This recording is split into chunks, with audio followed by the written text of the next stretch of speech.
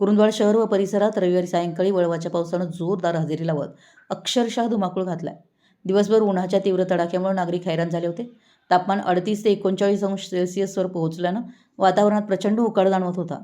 दुपारपर्यंत अंगाची लाही लाही करणाऱ्या या उष्णतेनंतर सायंकाळी अचानक हवामानात बदल झाला. सुमारे 4:30 वाजण्याच्या सुमारास मेघगर्जनेसह वादळी वाऱ्याला सुरुवात झाली. काही क्षणातच जोरदार पावसानं हजेरी लावली आणि शहरासह परिसरात वळवाच्या पावसाचा थैथयाट सुरू झाला. सुमारे 2 तास सुरू असलेल्या पावसामुळे रस्त्यावर पाणी साचलं होतं. पावसानंतर शहरातील काही ठिकाणी गटारी तुटल्याचं दिसून आलं.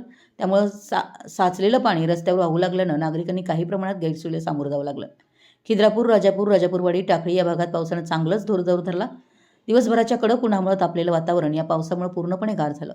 उकाड्यानं त्रस्त झालेल्या नागरिकांना या वळवाच्या पावसानं मोठा दिलासा मिळालाय. मराठी एस न्यूजसाठी कुरुंदवाडहून संदीप अडसूळ.